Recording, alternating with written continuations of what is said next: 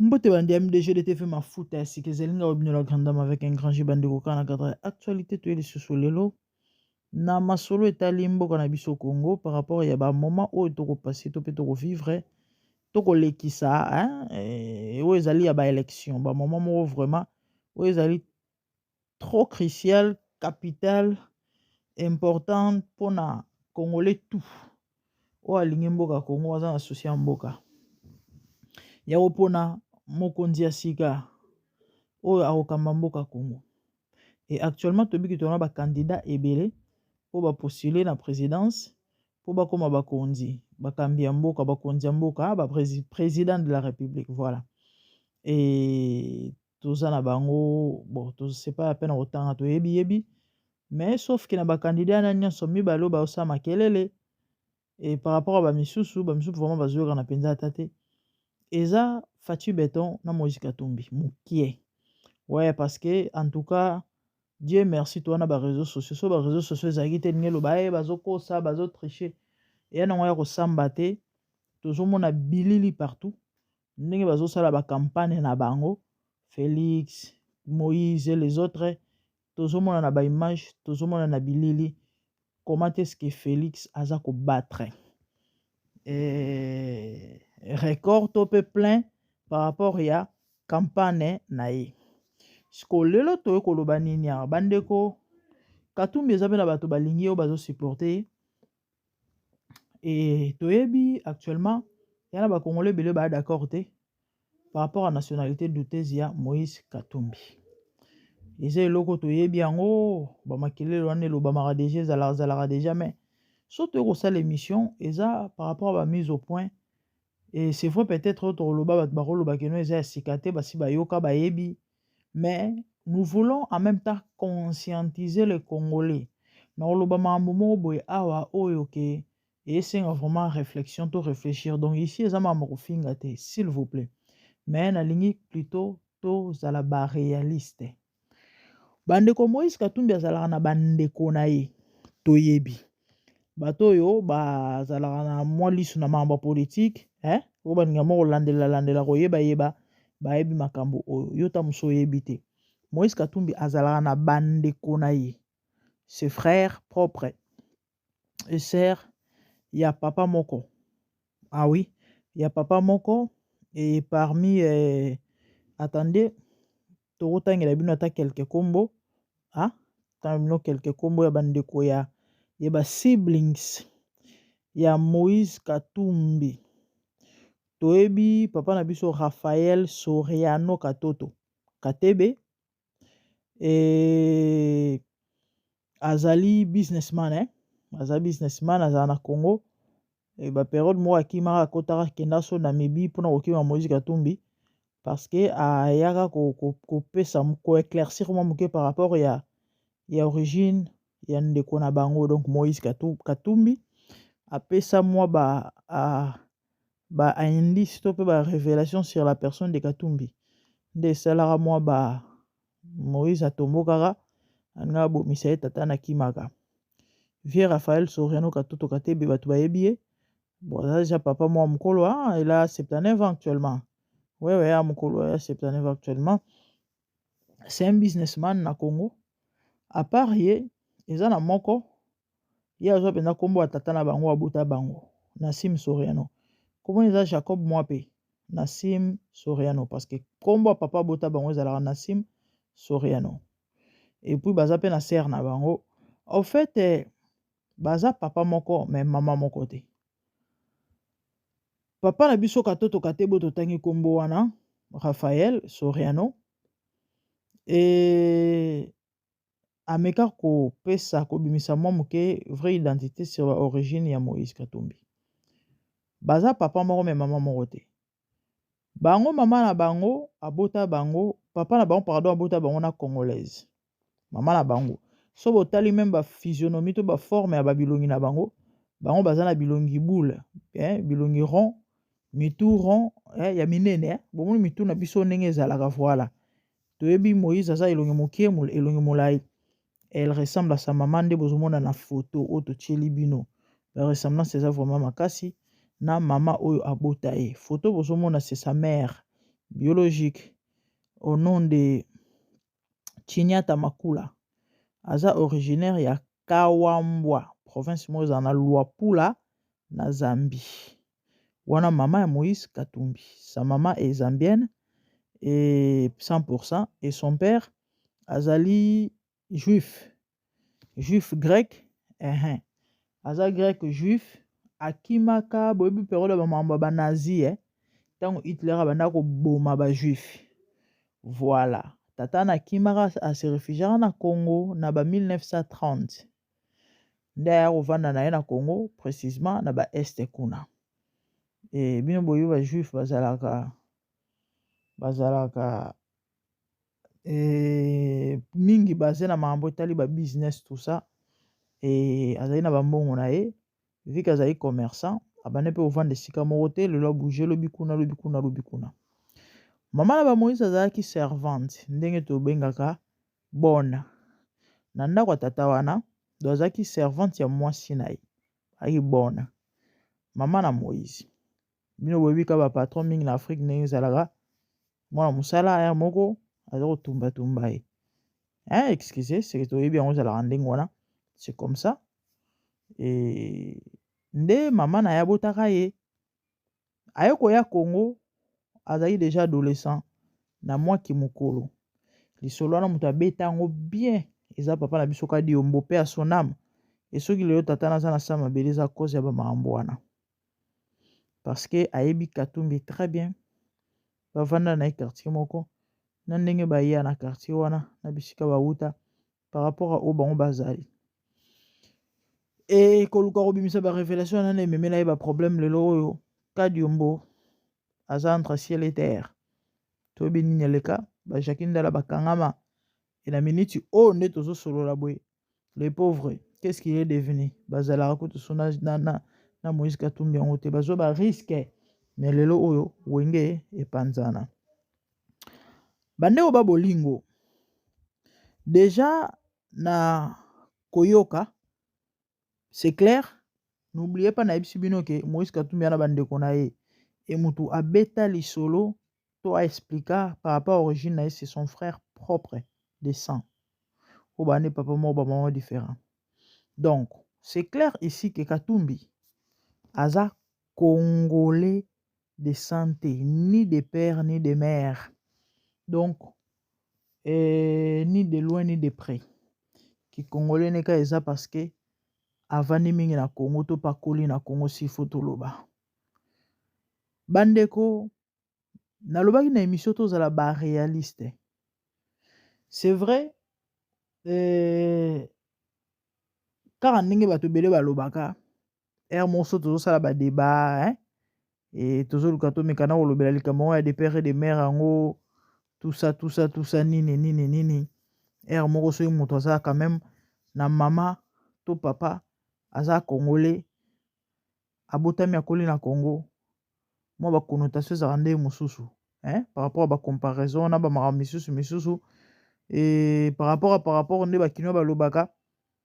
Mais là il s'agit d'une personne oyo ni tata na ye ni mama botaye ata moko na bango aza congolais te do ye ana makila ba congolais te aye Congo koya et ata so tolobi aya mwana moke problème te mais il n'est pas congolais, son père n'est pas congolais ni sa mère. Tolongwe wana tout le monde sait que Moïse Katumba bala rwandaise 100% les pères et les mères. Monde baninga musu bazala wote bon sina za momela non moi ça Katumbi rwandaise. Mais mama na ye moko moboti na ye aza burundais mususu na bité mama na ye burundais muto aza burundaise mama ya Karine pour papa na ye rwandais tout c'est rwandais et puis tout c'est burundais siko boye bisangai mama na papa Moïse Katumbi moko azali congolais te moi si na ye même siko boye bisangai.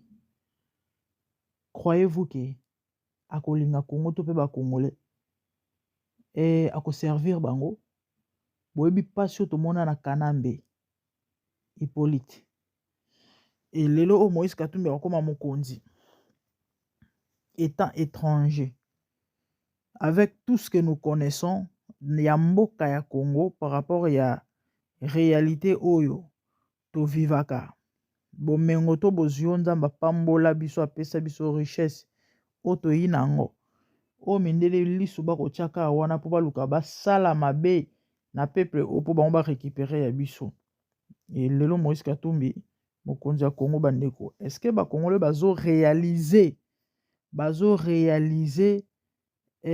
ba danger yango bandeko nga na okamwa tous ces Congolais po ba supporter Moïse Katumbi sur base de quoi? Ka po bolia kaniaka po bapesa bino bambongo. Est-ce que bozo songer na futur? Est-ce que bozo yeba makambo bozo sala? Nzamba akeli bikolo ebele na mokili, akeli bamboka ebele na mokili, akeli mutu na mutu na eteni na ye na esika na ye na mboka na ye na ntina Nzamba azoba te. Et Bible ezoloba na ngai na Deutéronome ke okoki kotia mopaya te azala mokonzi ya mboka na yo to pakamba yo. C'est une malédiction. C'est une malédiction. Yango bamoni lelo Kongo so azofi bamama mosusu a vivre oyo likolo ka babilakeli mabe oyo bakabila bakamba mboka na pendant 18 ans et tous nous savons que Kabila n'a jamais été congolais.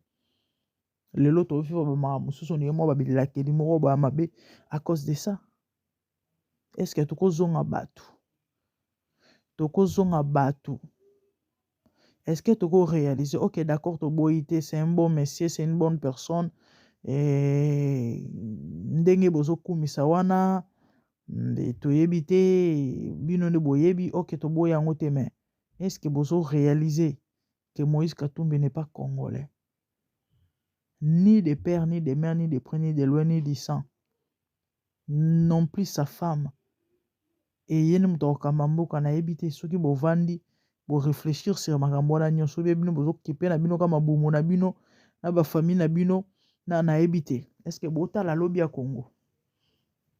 Bota la lobby à Congo. Les amis, nazo interpeller Congolais nyonso.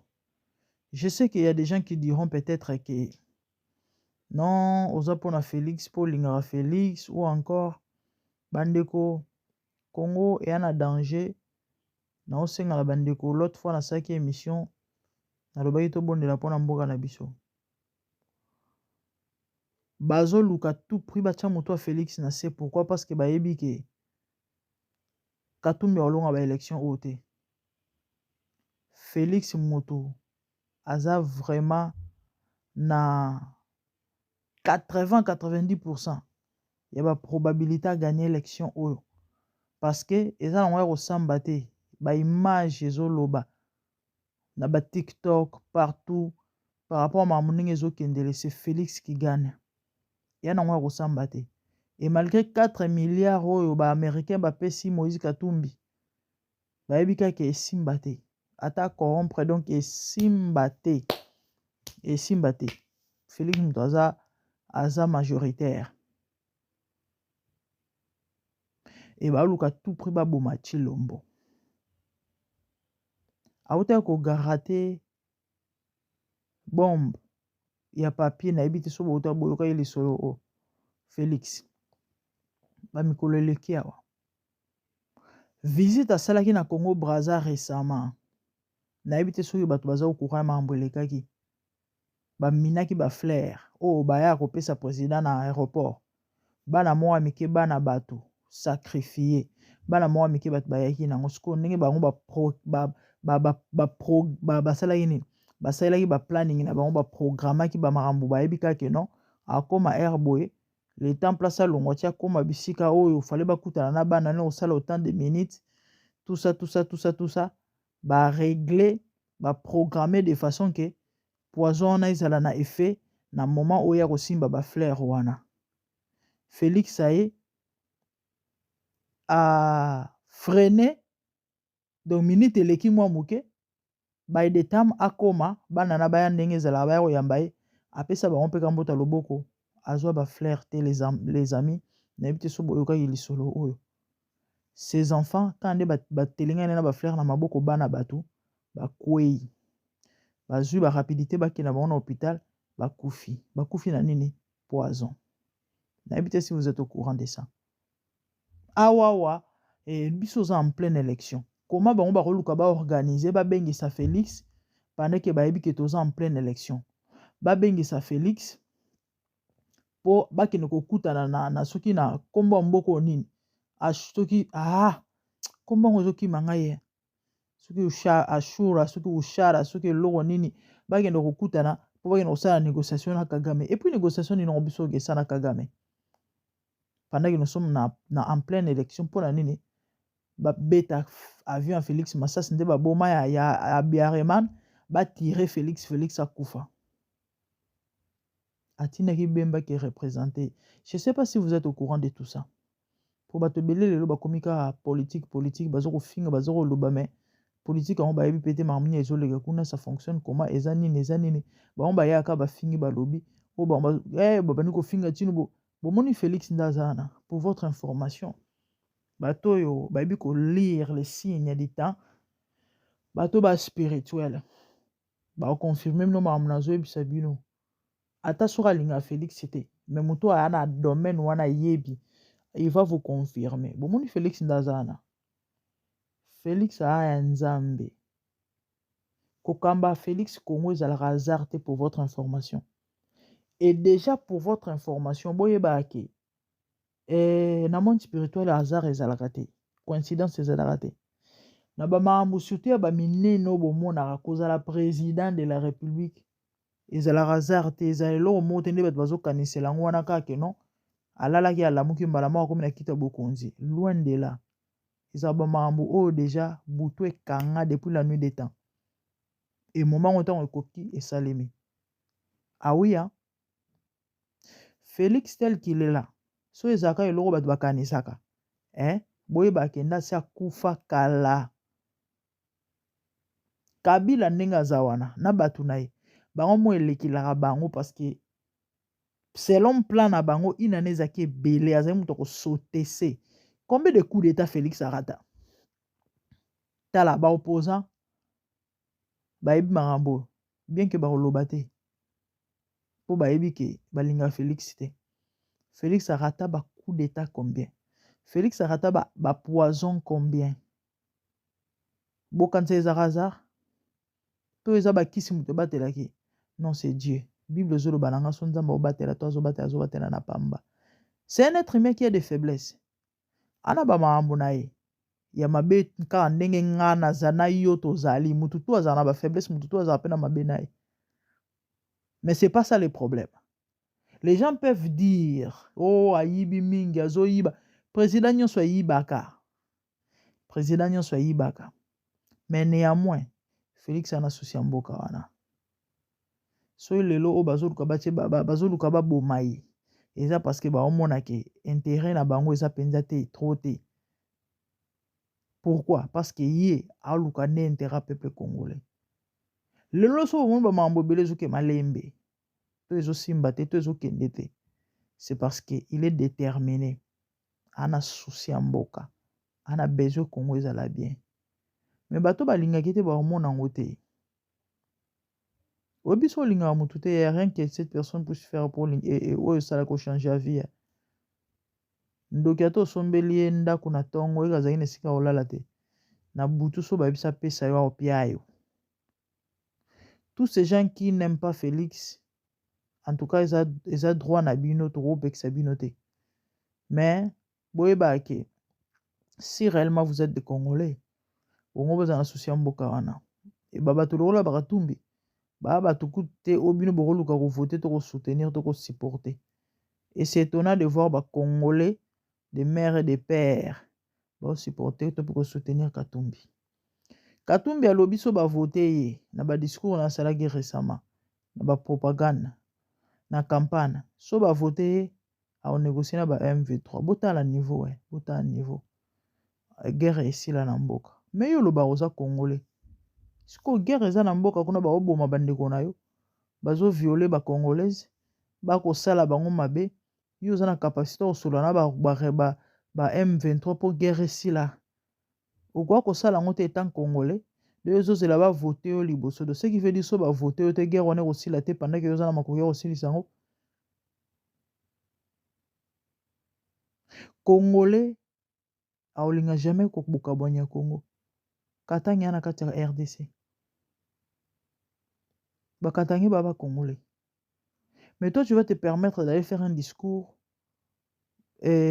tribal et ne zo ko inciter peuple na division pe na séparation bota mamboleki na malemba nkulu et bomonaki extrait ya discours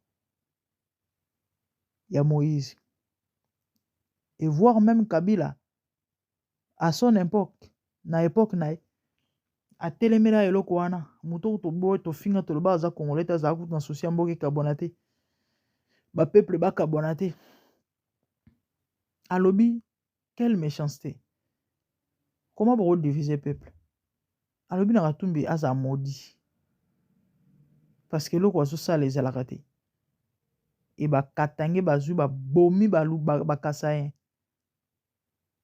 et pourtant bapeuple moko bato moko et une telle personne vous dites qu'il il serait un bon président pour vous na place à réunir bato asangisa bato e bazozwa makambo wana nyonso bobamba wana moto wa Félix balobi keno ye nde motu aye kopanza Congo kodivise Congo soki lelo bato bazokabwana na Congo eza Félix owa bato ya ndenge nini boza bato ya ndenge nini les amis prions pour notre pays Congo aza victime ya lipamboli oyo Nzambe apesa ye ça nous cherche des problèmes ça nous crée des très sérieux problèmes et soki nga no totikali indifférent parce que yo vandaka na poto oliaka mbala omelaka miliki bana no baza bien olela lobi peuple azanga patrie aza le plus malheureux de la terre bamboko tovanda ya bapoto yaya 10 ans eza ebele opianga raison oloba mwa mwasi wana oloba moto bandomona yo ndire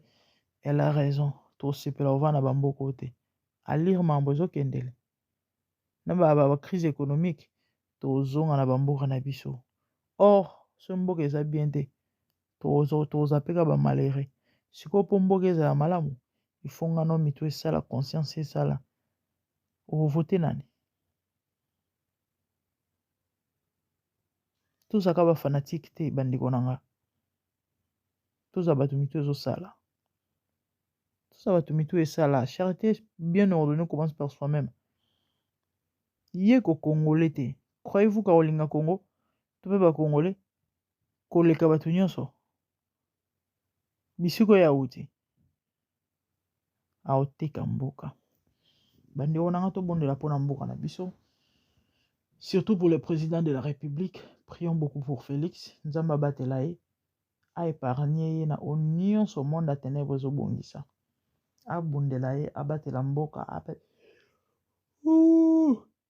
excusez-moi la famille Nzambe abatela Félix abatela mboka Congo abatela bakongolais Nzambe abundela mboka na biso prions pour la paix na mboka na biso Congo les amis tokomi na biso na suka et je suis un ban dans le bousson en tout cas bon toi moi c'est la grande dame mais des bonnes choses à vous hein? Et que le Seigneur vous bénisse yaya timba fungola miso kozala zololo te si réellement oza patriote luka bonheur à Congo ah oui luka bonheur à Congo c'est un peu ça tout le monde est embarrassé que Dieu vous bénisse merci au revoir bye